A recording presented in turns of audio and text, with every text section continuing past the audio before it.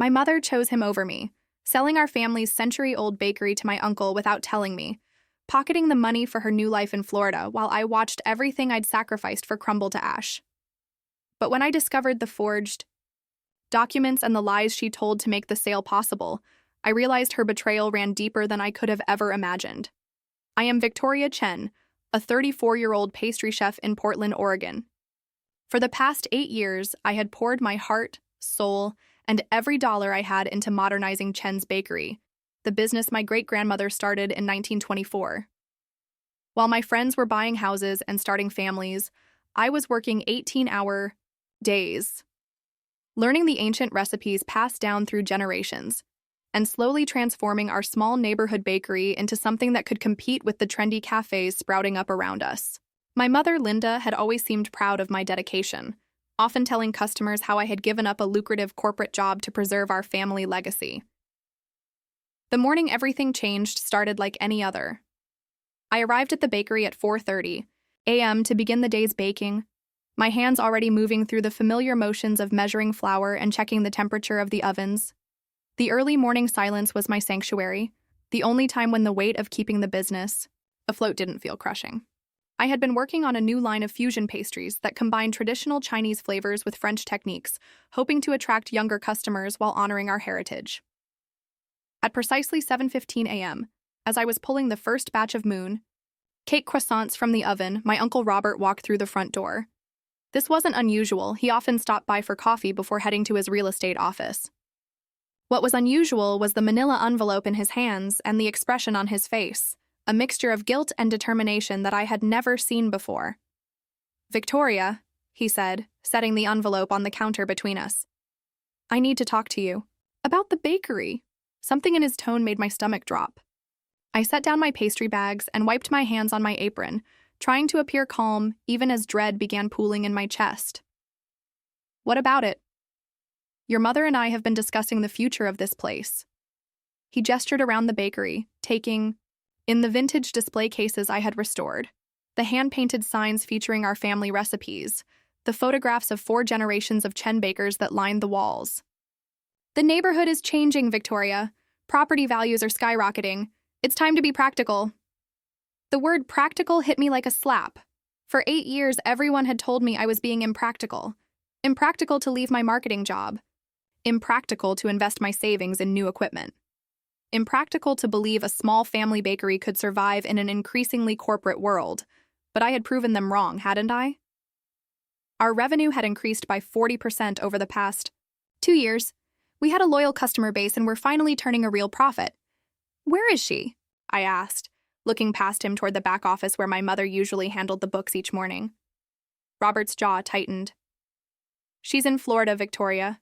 She's been there for 2 weeks, looking at condos near your Aunt Patricia. She asked me to handle this conversation because she knew you'd be upset." The envelope seemed to grow heavier on the counter between us. I didn't want to touch it, didn't want to see what was inside because some part of me already knew. "Handle what conversation? Uncle Robert?" "The sale, Victoria. We've sold the bakery. The papers were signed yesterday." The words seemed to echo in the empty bakery, bouncing off the walls I had painted myself, reverberating through the display cases I had filled with love and hope for 8 years. I felt my legs grow weak and gripped the edge of the counter to steady myself. "Sold?"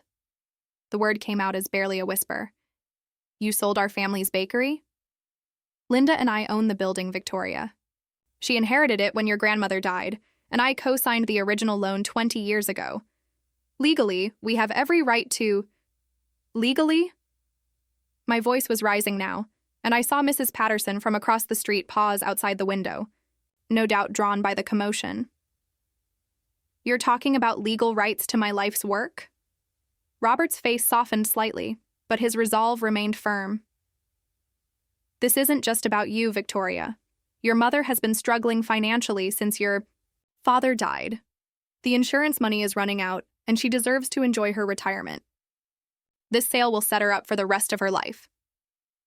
"And what about setting me up for the rest of mine?" I yanked off my apron and threw it onto the counter. "I've put everything into this place. Every penny, every weekend, every relationship I've ever had has been sacrificed for this bakery. She knew that. You both knew that. The buyer is willing to keep you on as a manager, Robert said, pulling documents from the envelope.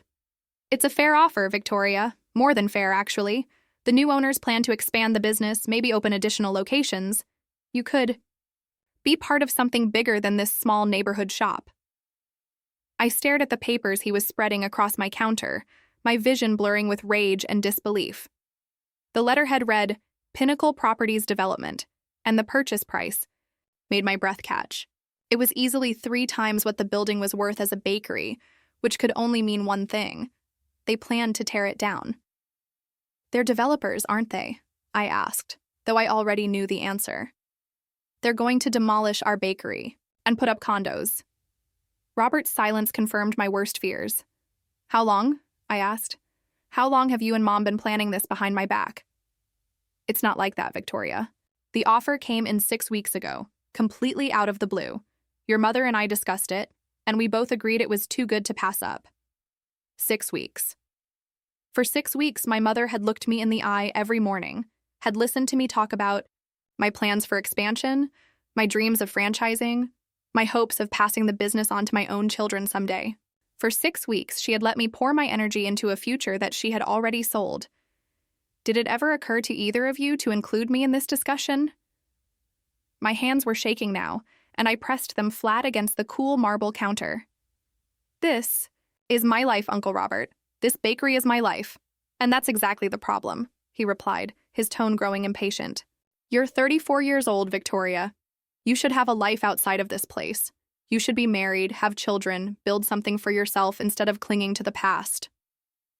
The condescension in his voice was like gasoline on the fire of my anger. Don't you dare tell me what I should want for my life. I chose this. I chose to preserve our family's legacy. I chose to honor great-grandmother's memory and all the sacrifices she made to build this place. And you and Mom chose to throw it. All away for money.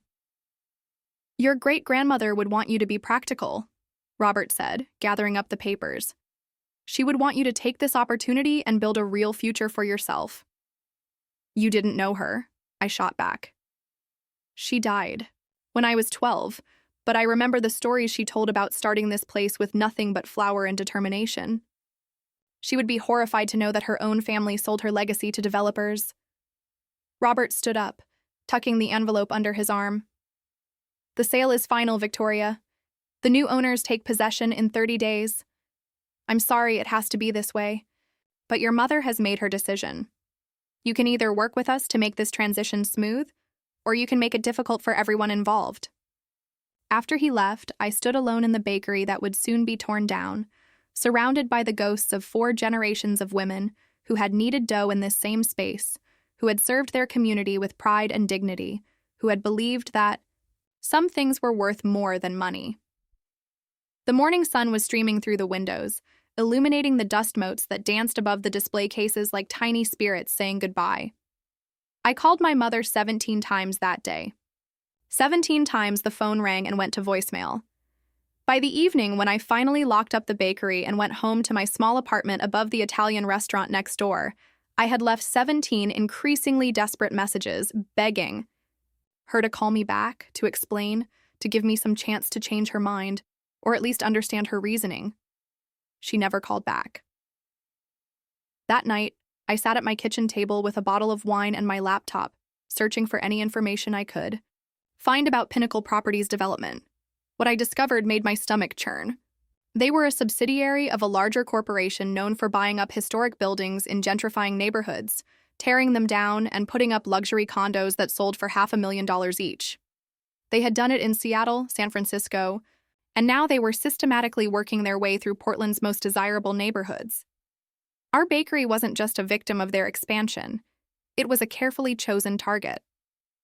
The building sat on a corner lot in a neighborhood that had been designated for urban renewal. The developers had probably been watching our property for years, waiting for the right moment to make an offer that would be impossible to refuse. But what made my blood run cold was a small detail I found buried in the property records. Pinnacle Properties had purchased 3 other buildings on our block over the past 18 months. The last one had been bought just 2 months ago, which meant they had been assembling the entire block piece by piece, building by building. And now, with the bakery in their hands, They owned everything they needed to demolish the entire block and start fresh. My mother hadn't just sold our family business. She had handed over the final puzzle piece that would allow developers to erase an entire neighborhood's history. I spent the next 3 days calling every lawyer I could find, hoping to discover some legal loophole that might void the sale or at least delay it long enough for me to mount a proper fight. But Robert had been right. Legally, my mother and uncle owned the building. I had put my heart and soul into the business, but I had never put my name on the deed. My contributions, no matter how significant, had been made as an employee, not as an owner. The lawyers all told me the same thing. I had no grounds for legal action. The sale was legitimate, the buyers were legitimate, and my mother had every right to sell her property to anyone she chose, regardless of the consequences. For me. On the 4th day, I finally received a call from Florida. "Victoria, honey, I'm so sorry I haven't called you back."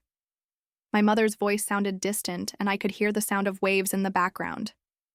"I've been so busy looking at condos and getting settled in temporary housing. How are you handling everything?" The casual tone of her voice, as if she were asking about the weather, made my chest tighten with rage. How am I handling everything? Mom, you sold our family's bakery without telling me.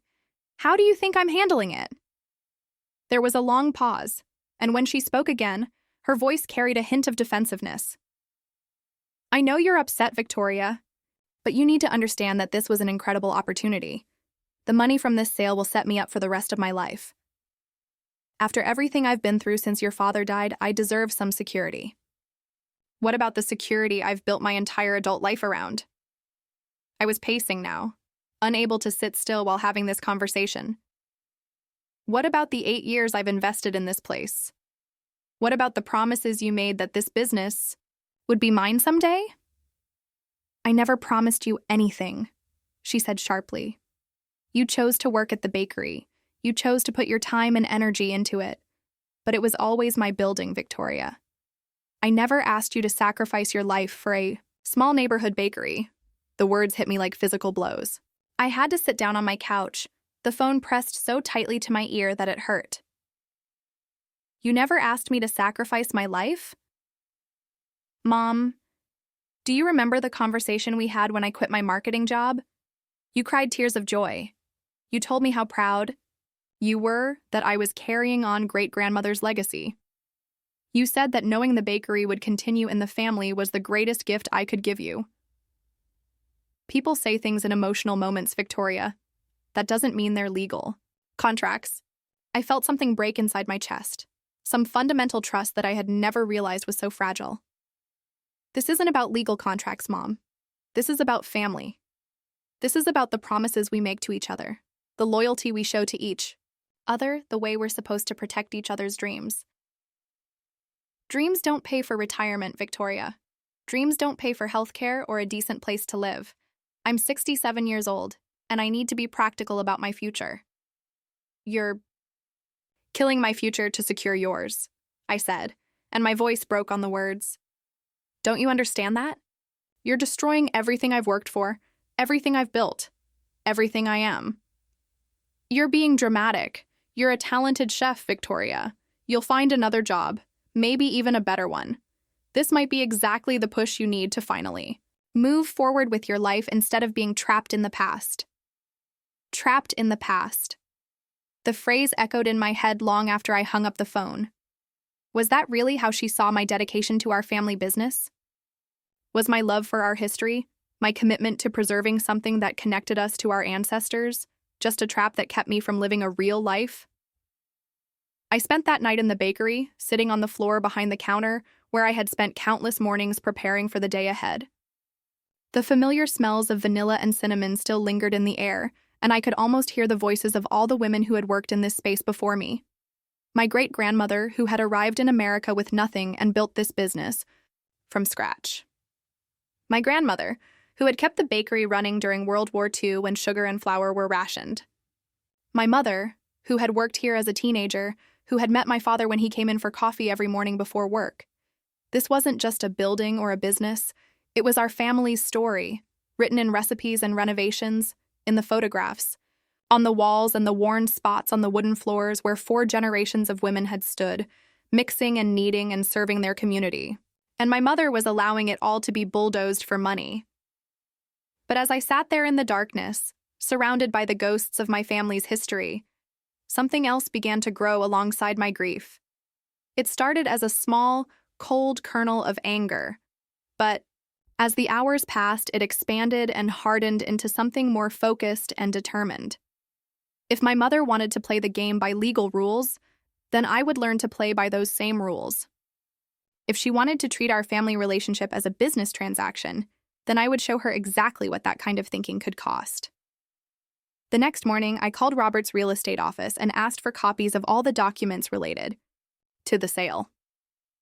As co-owner of the building and the agent handling the transaction, he was legally obligated to provide them to me, especially since I was the current tenant of the property. When I reviewed the paperwork, I discovered something that made my pulse quicken with possibility. The sale was contingent on several inspections and approvals, including a structural assessment, an environmental survey, and approval from the City Planning Commission for the proposed development. More importantly, there was a clause stating that if any significant issues were discovered during these assessments, the buyers had the right to withdraw their offer or renegotiate the purchase price. I had grown up in this building. I knew every creaky floorboard, every leak in the basement, every quirk of the old plumbing and electrical systems. And I knew something that Robert and my mother had apparently forgotten to mention to the buyers. The building had been constructed in 1924, during an era when asbestos was commonly used in insulation, and when lead paint was the standard for interior walls. Over the next week, I began making phone calls. I contacted the city's building inspection department and requested copies of all permits and inspections conducted on our building over the past 30 years. What I found was a treasure trove of information that no one had bothered to compile or review in decades. The building had been flagged for potential asbestos contamination during a routine inspection in 1987, but the required follow-up testing had never been completed. There were electrical code violations dating back to 1994 that had been noted but never resolved. The basement had flooded during a major storm in 2003, and while the water damage had been cleaned up, there had never been a proper assessment for mold or structural damage to the foundation. Each of these issues individually might not be enough to derail a real estate transaction, but together, they painted a picture of a building with significant hidden problems that would require expensive remediation before any new construction could begin. I spent my savings on hiring independent contractors to conduct thorough assessments of each potential problem. The asbestos testing alone cost me $3,000, but it was worth every penny when the results came back positive for dangerous levels of contamination in the walls and ceiling tiles. The mold inspection revealed extensive growth behind the kitchen walls, where years of steam and moisture had created perfect growing conditions. The electrical assessment found code violations that would require complete rewiring before the building could be safely demolished. Armed with this information, I faced a choice that would define not just my relationship with my mother and uncle, but the kind of person I wanted to be for the rest of my life. I could share these findings with Pinnacle Properties, potentially giving them grounds to withdraw their offer or demand a significantly reduced purchase price. This would cost my mother and uncle hundreds of thousands of dollars, but it might also give me leverage to renegotiate some kind of arrangement that would allow me to keep the bakery, or I could do nothing. I could let the sale proceed and watch my life's work be bulldozed, knowing that the buyers would discover these problems eventually, but not until after the money had already changed hands. The decision should have been easy. My mother had betrayed me in the most fundamental way possible, destroying my future for her financial gain without even giving me a chance to fight for what I had built. She had chosen money over family, practicality over loyalty, her retirement over my dreams. She deserved whatever consequences came from her decision. But every time I picked up the phone to call Pinnacle Properties, I heard my great-grandmother's voice in my memory, telling me stories about the importance of family honor, about taking care of the people you love even when they don't take care of you, about building something that would last longer than your own lifetime. I was still wrestling with this decision when I received a call that changed everything. Victoria? This is Amanda Walsh from the Portland Historical Society. I understand your family's bakery is scheduled for demolition. I had never heard of Amanda Walsh, and I had no idea how she knew about the sale. Yes, unfortunately. The building was sold to developers. I'm calling because we've been conducting a survey of historically significant buildings in your neighborhood, and Chen's Bakery came up as a potential candidate for historic designation.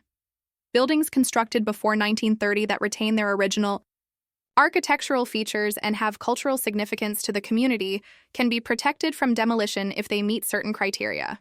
My heart began racing. What kind of criteria?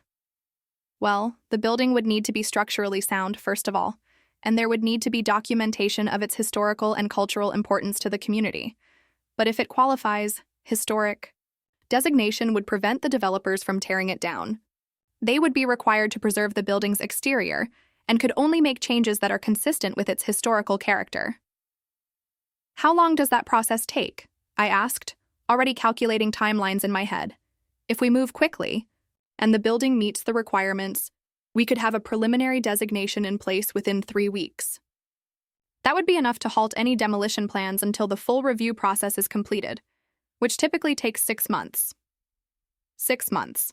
If the Portland Historical Society could get the building designated as a historic landmark, it would give me 6 months to figure out a way to save the bakery, 6 months to find investors, to explore legal options, to build community support for preserving our neighborhood's character. But there was a catch. Historic designation required that the building be in good structural condition and free of major safety hazards. If the city discovered the asbestos contamination, the mold problems, and the electrical violations I had documented, they would never approve the designation. The building would be condemned, not protected. I had a choice to make, and I had to make it quickly. I could expose the building's problems, potentially saving my mother from a bad financial decision, but guaranteeing that the bakery would be demolished. Or I could hide the problems, allowing the historic designation process to move forward and giving me a chance to save the business, but putting my mother at risk of legal and financial consequences when the buyers eventually discovered the issues. The first time since this nightmare began, I understood exactly what my mother had been thinking when she made her deal with Robert and the developers. Sometimes protecting your own future requires making choices that hurt the people you love. Sometimes survival means being willing to sacrifice relationships for practical gain. The difference was that my mother had made her choice in secret, springing it on me as a fait accompli that I had no power to change. She had betrayed my trust and destroyed my dreams without giving me any voice in the decision. I would not make the same mistake. I called my mother that afternoon and told her exactly what I had discovered about the building's condition and exactly what I planned to do about it. "Victoria, you can't be serious," she said, after I had explained the asbestos contamination and the potential for historic designation. "If you pursue this historic designation, it could tie up the sale for months. The buyers might withdraw their offer entirely." "That's possible," I agreed. "Or they might decide to proceed with the purchase anyway, knowing that they'll have to invest in remediation before they can tear the building down. Either way, you'll have full knowledge of the situation before you make your final decision. But why would you do this?" Her voice was rising, taking on the sharp edge it had carried throughout our phone calls since the sale was announced. "This sale is my chance for financial security. After everything I've been through, after all the years I spent worrying about money and struggling to make ends meet, this is my opportunity to finally be comfortable. And you want to destroy it out of spite?" "I want to give you the same consideration you gave me," I said calmly.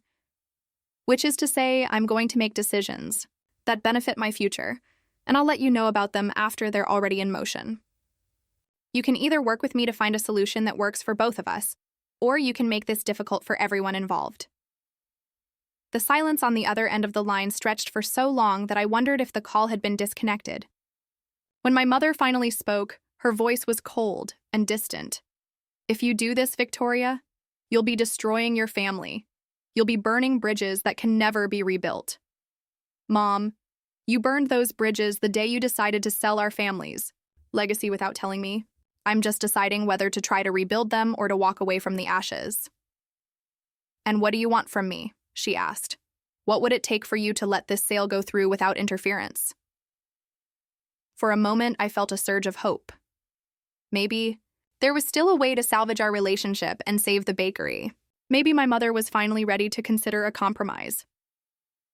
I want you to sell the building to me instead, I said. Give me 30 days to secure financing, and I'll match whatever Pinnacle Properties is offering.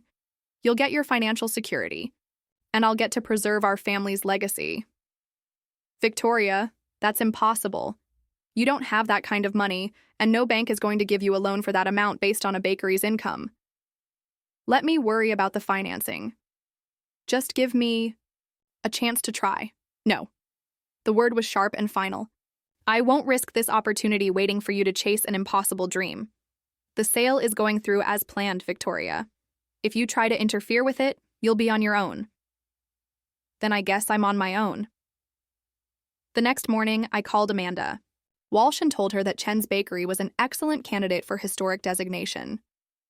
I provided her with photographs, newspaper clippings, and detailed documentation of the building's architectural features and cultural significance to our community. I introduced her to longtime customers who could speak to the bakery's role in neighborhood life over the past century. I gathered testimonials from other business owners who could attest to the building's importance in maintaining the character of our historic district. I did not mention the asbestos, the mold, or the electrical violations. 3 days later, Amanda called to tell me that the Portland Historical Society was prepared to move forward with an emergency historic designation for Chen's Bakery. The process would begin immediately, and a temporary protection order would be filed with the city within a week. I also called a reporter I had met years earlier when she had written a feature story about family-owned businesses in Portland. I told her about the battle to save Chen's Bakery from developers, framing it as a story about gentrification and the importance of preserving neighborhood character. I provided her with photographs of 4 generations of my family working in the bakery, and I talked at length about what the business meant to our community. The story ran on the front page of the local section 3 days later with the headline, "Historic Bakery Fights Demolition in Changing Neighborhood." It included quotes from longtime customers, a brief history of my family's immigration story, and a sidebar about other historic buildings that had been lost to development in recent years. By noon that day, my phone was ringing constantly. Customers I hadn't seen in years were calling to express their support. Neighborhood groups were asking how they could help. Local TV stations were requesting interviews. Robert called that evening, and for the first time since this whole situation began, I heard uncertainty in his voice. "Victoria, what the hell do you think you're doing? The buyers are threatening to withdraw their offer if this historic designation goes through. Your mother is beside herself." "I'm doing exactly what you and Mom taught me to do," I replied. "I'm being practical about my future." "This isn't practical, Victoria. This is sabotage. You're destroying a legitimate business deal out of childish revenge." "No, Uncle Robert. Childish revenge would have been calling the buyers immediately and telling them about the asbestos contamination without giving you a chance to address it properly. What I'm doing is giving everyone involved complete information so they can make informed decisions." "You know about the asbestos?" His voice went quiet. "I know about the asbestos, the mold, the electrical violations, and the foundation problems. I know that this building is going to require hundreds of thousands of dollars in remediation before it can be safely demolished or renovated. And I know that neither you nor Mom bothered to have these assessments done before agreeing to sell." The silence stretched between us for several long moments before Robert spoke again. "Victoria, if the buyers discover these problems, they could sue us for non-disclosure. Your mother could lose everything." "Then maybe you should have thought of that before you decided to sell the building without doing your due diligence." "What do you want?" he asked, and I could hear the defeat in his voice. "I want what I've wanted from the beginning. I want a chance to buy the building myself. I want 30 days to secure financing and make a legitimate offer. If I can't come up with the money in that time, then you can proceed with the sale to Pinnacle Properties. And I'll even provide them with all the assessment reports so there are no surprises. And if we agree to this, you'll withdraw your historic designation application?" "No. The historic designation stays in place regardless. That's not negotiable. But if I buy the building, I'll work with the Historical Society to make sure any renovations meet their standards while also addressing the safety issues." I could hear Robert breathing heavily on the other end of the line, and I knew he was calculating costs and risks, trying to figure out the least damaging path forward. "I need to talk to your mother," he finally said. You do that. But Robert, you should probably also talk to a lawyer about your liability for not disclosing known building defects to the buyers. I'm sure the contracts you signed included warranties about the property's condition. The line went dead. Over the next 2 weeks, I threw myself into the most intense period of my life. During the day, I continued running the bakery, fulfilling catering orders and serving the customers who had rallied around our cause after the newspaper story. In the evenings and early mornings, I worked on securing financing to purchase the building. I applied for every small business loan program I could find. I reached out to community development financial institutions that specialized in preserving neighborhood businesses. I contacted local investors who had supported other historic preservation projects. I even started a crowdfunding campaign that raised over $40,000 from customers and community members who wanted to help save the bakery, but the numbers were daunting. Even with all the community support and creative financing options, I was still several $100,000 short of what I needed to match Pinnacle Properties' offer. It was during this frantic search for funding that I discovered something that changed everything I thought I knew about my family's situation.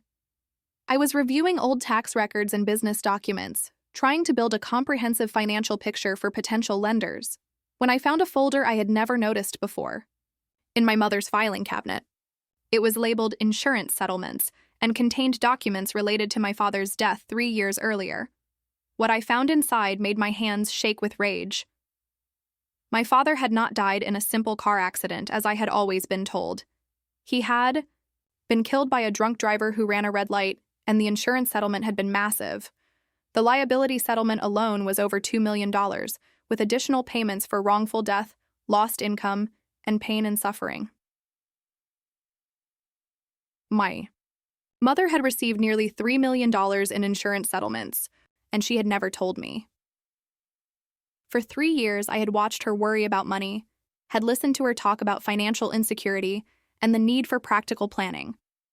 I had felt guilty about the modest salary I drew from the bakery, had constantly worried that my business wasn't generating enough income to support her retirement. I had made countless sacrifices, turning down opportunities and refusing help from friends, because I believed my mother needed every dollar the bakery could provide, and all the while, she had been sitting on a fortune that was more than enough to secure her financial future for the rest of her life. The betrayal of the bakery sale suddenly took on an entirely different character. This wasn't about a desperate woman making a difficult choice to ensure her survival. This was about a wealthy woman making a greedy choice to maximize her wealth at the expense of her daughter's dreams. I called my mother that night, and for the first time in our recent conversations, I didn't feel anger or sadness. I felt nothing but cold, clear certainty about what I needed to do. "Why didn't you tell me about the insurance settlement?" I asked without preamble when she answered the phone. The silence that followed was so long that I began counting my heartbeats. "How did you find out?" she finally asked. "That's not what I asked you, Mom. I asked why you didn't tell me that you received nearly $3 million when Dad died." "Because it's none of your business, Victoria. That money is compensation for losing your father. It's not something I wanted to discuss or share with anyone." "Not share with anyone?" My voice was rising despite my efforts to stay calm. "Mom, for 3 years I have listened to you worry about money. For 3 years I have felt guilty about not being able to pay you more from the bakery profits. For 3 years I have made decisions based on the belief that you were struggling financially and needed my help. I never asked you to feel guilty about anything. You didn't have to ask. You let me believe that you were dependent on the bakery for your financial security. You let me think that my business decisions affected your ability to survive. The bakery has never been profitable enough to meaningfully impact my finances, Victoria. I let you believe whatever you wanted to believe because it seemed to motivate you to work harder." The casual cruelty of those words hit me like a physical blow. She had manipulated my love and guilt to extract more labor from me, all while knowing that my efforts were ultimately meaningless to her financial situation. "So when you and Robert decided to sell the bakery, it wasn't because you needed the money for your retirement. It was because you wanted more money on top of the fortune you already had." "I wanted to maximize the value of my assets," she said, and her voice had taken on the businesslike tone she used when discussing investments. The building was appreciating rapidly, and it made financial sense to sell while the market was strong. What about the sense it made to preserve our family's legacy? What about the promises you made about passing the business on to me? Victoria, you're 34 years old. It's time you learned that promises made in emotional moments aren't legally binding contracts. The world is driven by practical considerations, not sentimental attachments to the past. I felt something inside me crystallize, like water freezing, into ice, hard and clear and unbreakable. You're right, Mom. It's time I learned to be practical. The next morning, I called Pinnacle Properties and requested a meeting with their project manager. I told them I had information about the property they were purchasing that might affect their development plans. When I walked into their downtown office, I carried a folder containing every assessment report, every building inspection, every documentation of code violations and environmental hazards that I had compiled. I spread the documents across the conference table and watched the project manager's face grow pale as he reviewed the extent of the building's problems. These issues weren't disclosed during the initial negotiations, he said after spending 20 minutes reviewing the reports. Our engineers estimated basic demolition costs, but this level of remediation could add $400,000 or $500,000 to the project budget. I thought you should be aware of the situation before you finalize the purchase, I said. I'd hate for your company to face any unexpected costs or legal complications. The project manager was already reaching for his phone. I need to discuss this with my partners immediately. Depending on the accuracy of these reports, we may need to restructure our offer significantly. I left the meeting knowing that I had just cost my mother and uncle hundreds of thousands of dollars. Pinnacle Properties would either withdraw their offer entirely or demand a substantial reduction in the purchase price to account for the remediation costs. Either way, my mother's windfall would be significantly smaller than she had anticipated. But I wasn't finished. That afternoon, I called a meeting with Robert and my mother, who flew back from Florida for the first time since the sale had been announced.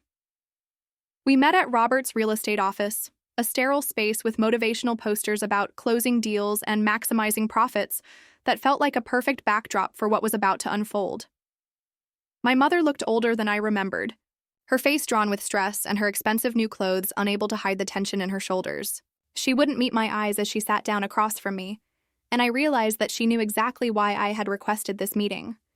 Pinnacle Properties called this morning, Robert said without preamble. They're withdrawing their offer. That's unfortunate, I replied, keeping my voice carefully neutral. Don't play innocent, Victoria, my mother snapped.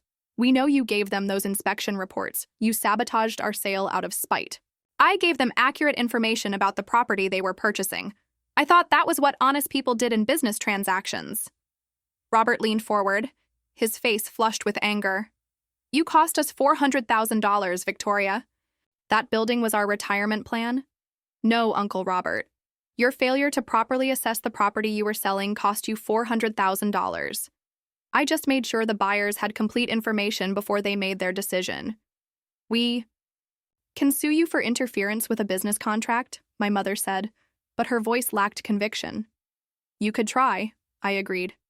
But I think your lawyer would tell you that providing accurate information about property defects isn't interference, it's transparency. Failing to disclose known problems, on the other hand, could expose you to significant liability. The room fell silent as my words sank in. Both Robert and my mother were beginning to understand that their position was far weaker than they had initially believed. What do you want, Victoria? My mother asked finally. I want you to sell the building to me. We've been through this. You don't have the money to— Actually, I do. I pulled out a folder containing loan approval letters and investment commitments. I've secured financing from 3 different sources: Community Development Financial Institution, Historic Preservation Trust, and a group of local investors who believe in preserving neighborhood businesses. Together, they're willing to provide enough funding for me to purchase the building at fair market value. Robert grabbed the documents and began reviewing them, his expression growing more surprised with each page. These are legitimate funding sources, he said to my mother. The terms look reasonable and the timeline works. Fair market value, my mother said slowly. Not the inflated price that Pinnacle Properties was offering. That's right. Fair market value, which according to 3 independent appraisals I commissioned, is approximately 60% of what the developers were offering. Of course, that was before they learned about the remediation costs. My mother's face went white. Victoria, that's not enough money. After paying off the existing mortgage and covering Robert's commission, there won't be anything left for my retirement. Mom, you have nearly $3 million in insurance settlements. You don't need this sale for your retirement. You want it for your greed. The words hung in the air like an accusation that couldn't be taken back. My mother stared at me with an expression I had never seen before.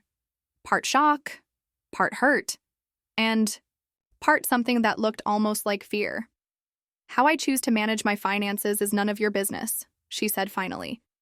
It became my business when you chose to destroy my life to increase your net worth, I replied. It became my business when you lied to me for 3 years about your financial situation while I sacrificed everything to help support you. I never asked you to stop. I held up my hand, cutting her off. Just stop with the lies, Mom. We both know what this is really about. You had an opportunity to make money, and you were willing to sacrifice our family's legacy and my life's work to get it. You weren't desperate. You weren't scared. You were greedy. Robert cleared his throat uncomfortably. Victoria, maybe we should all take a step back and— No, Uncle Robert. I'm done taking steps back. I'm done being understanding and patient while the people I love make decisions that destroy my future.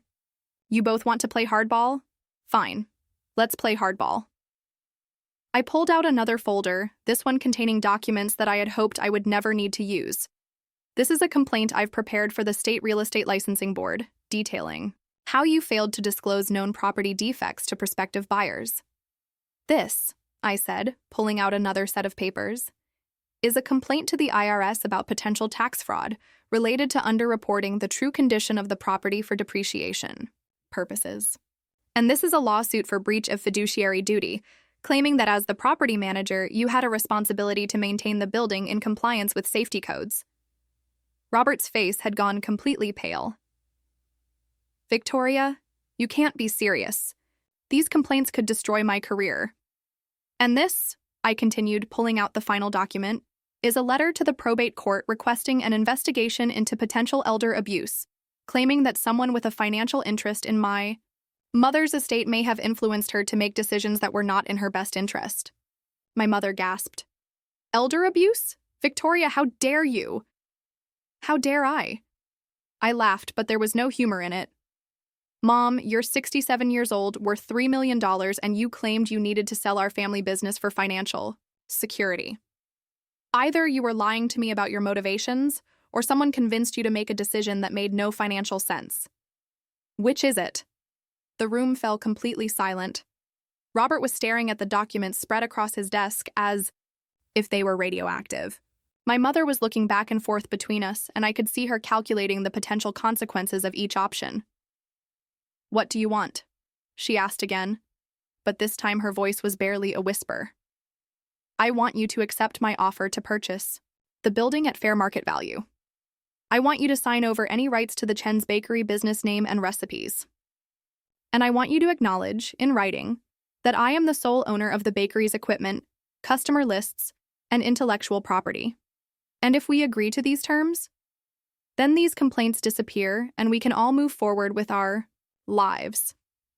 And if we don't agree, then I file every one of these documents tomorrow morning, and we let the courts and regulatory agencies sort out who did what to whom. Robert was the first to break.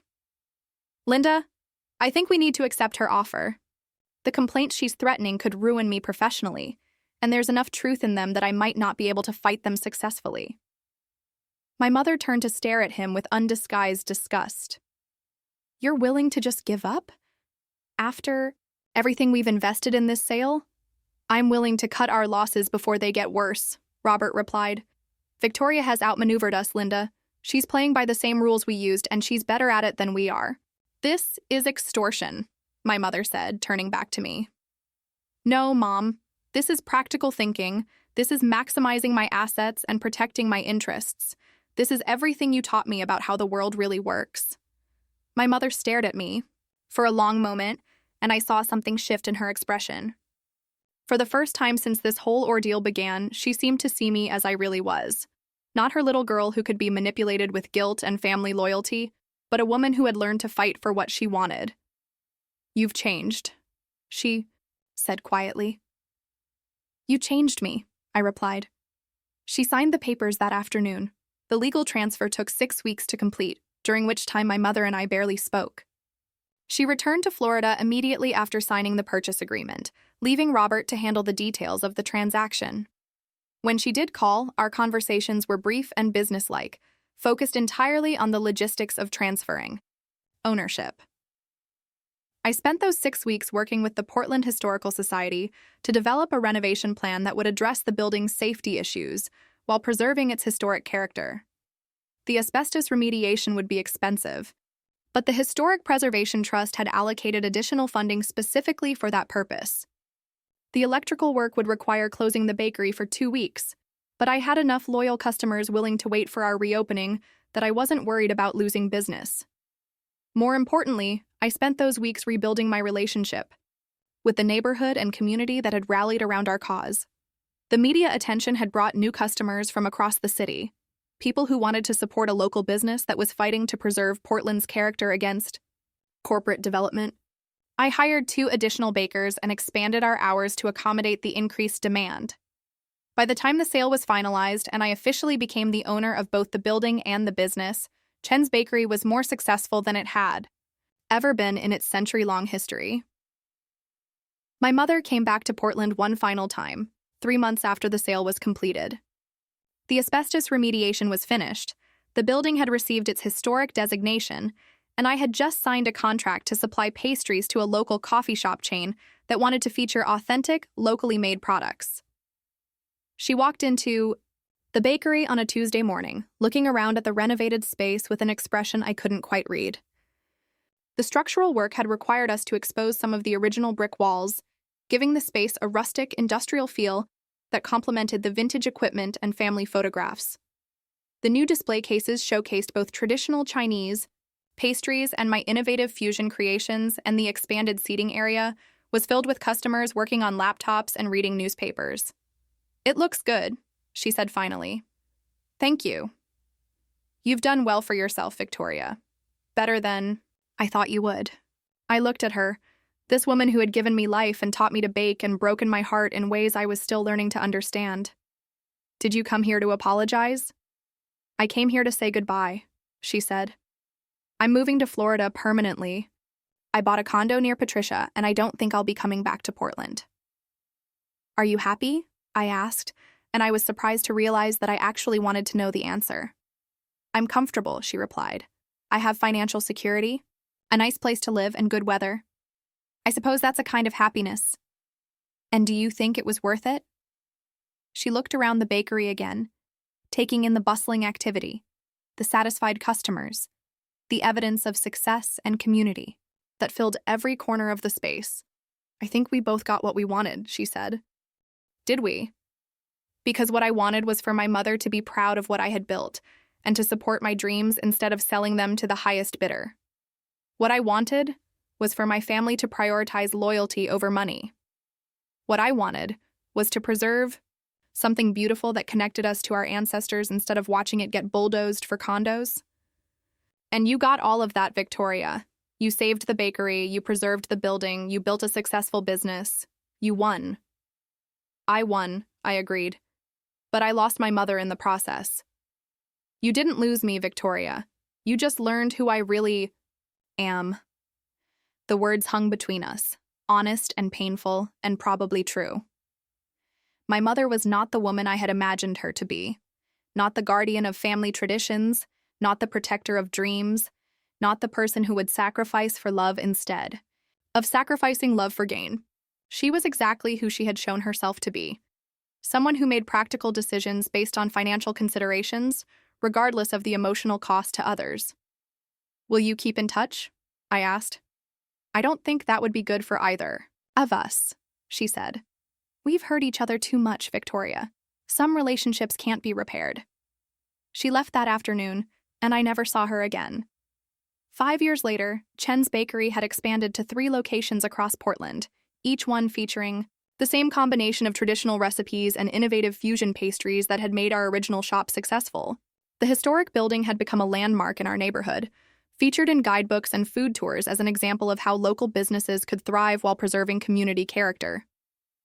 I had hired 12 employees, including 2 young women, whose families had recently immigrated from China and who were learning the trade just as my great-grandmother had more than a century earlier.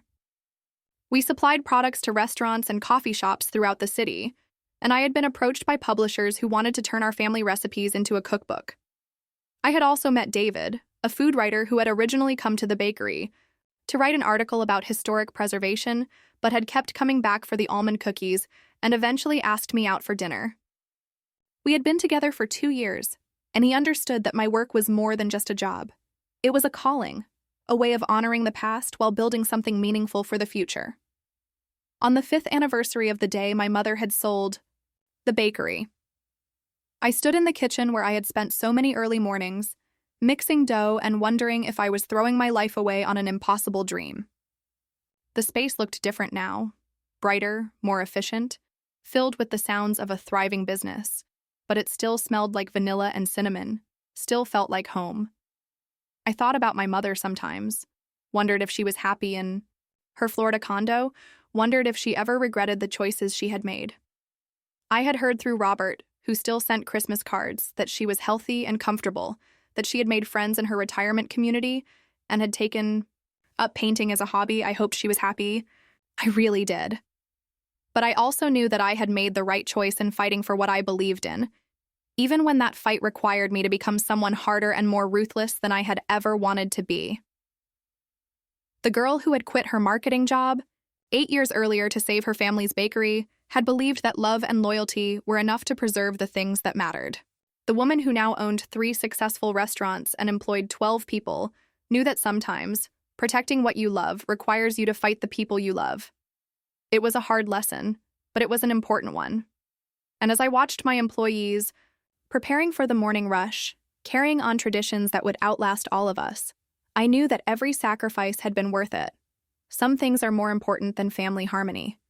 Some dreams are worth fighting for, even when the fight cost you everything you thought you couldn't live without. And sometimes the greatest act of love is refusing to let the people you care about destroy the legacy they helped you build. Chen's bakery would survive for another generation, and another after that. The recipes would be passed down, the building would be preserved, and the community would continue to gather in our space to celebrate life's small, sweet moments. My mother had taught me that the world was driven by practical considerations, not sentimental attachments. She was right about that. But what she never understood was that sometimes the most practical thing you can do is fight for your sentiments, because they're the only things that make the practical considerations worthwhile. I had learned to be ruthless in service of something larger than myself. I had learned to prioritize the future over the present, legacy over comfort, principle over peace. And I had learned that sometimes saving what you love means being willing to lose the people who taught you to love it in the first place. The bakery opened at 7 a.m., just as it had for nearly a century. Customers lined up for their morning pastries and coffee, just as they always had. The rhythm of the neighborhood continued, unchanging and eternal, just as my great-grandmother had dreamed it would when she first mixed flour and hope in the same kitchen all those years ago. And I was there to make sure it always would be. No matter what it cost me, no matter who I had to become, no matter which relationships I had to sacrifice to preserve the thing that mattered most. Because some betrayals teach you who people really are, and some battles are worth fighting, even when you have to fight them alone.